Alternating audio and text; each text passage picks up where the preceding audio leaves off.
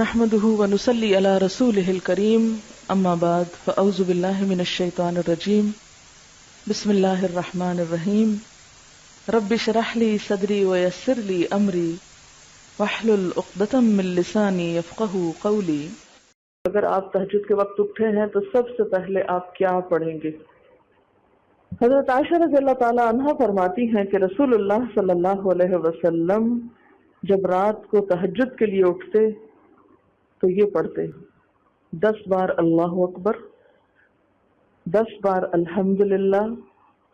10 بار سبحان اللہ و بحمدہ، 10 بار سبحان الملک القدوس، 10 بار استغفر اللہ، 10 بار لا الہ الا اللہ، اور پھر 10 بار اللہم اعوذ بک من ضیق الدنیا و ضیق یوم القیامہ، میں تیری پناہ میں آتا ہوں دنیا کی تنگی سے اور قیامت کے دن کی تنگی سے۔ اللہم اعوذ بک من ضیق ضاد یہ قاف، من ضیق الدنیا و ضیق یوم القیامہ، یہ بھی 10 بار۔ اور پھر فرماتے اللہم اغفر لی واہدنی وارزقنی وعافنی، پھر وضو کرتے اور تہجد شروع کرتے، یعنی یہ بھی وضو سے پہلے آپ پڑھ لیتے تھے۔ تو آپ کیا کر سکتے ہیں، جیسے آنکھ کھلی یا بستر پر لیٹے ہیں تو بعض اوقات ایسا ہوتا ہے نا کہ انسان سوچتا ہے اچھا ایک سائڈ پہ سو کے اتنے تھکے ہوئے ہوتے ہیں کہ آپ ایک دم نہیں اٹھ پاتے، حالانکہ آپ صلی اللہ علیہ وسلم کی نیند سے بیدار ہونے کا طریقہ کیا تھا کہ جب آپ اٹھتے تھے تو یکدم اٹھتے تھے، سستی کے مارے نہیں، کبھی ایک طرف لیٹ گئے پھر دوسری طرف سو گئے پھر دائیں طرف پھر بائیں طرف نہیں،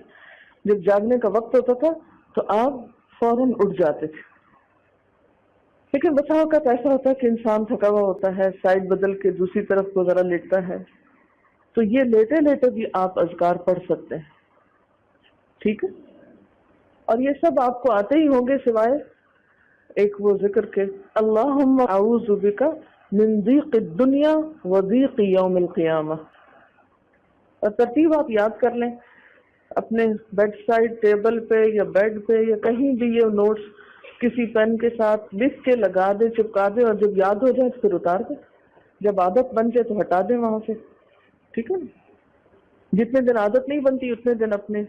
یادداشت کے لیے رکھ لیں۔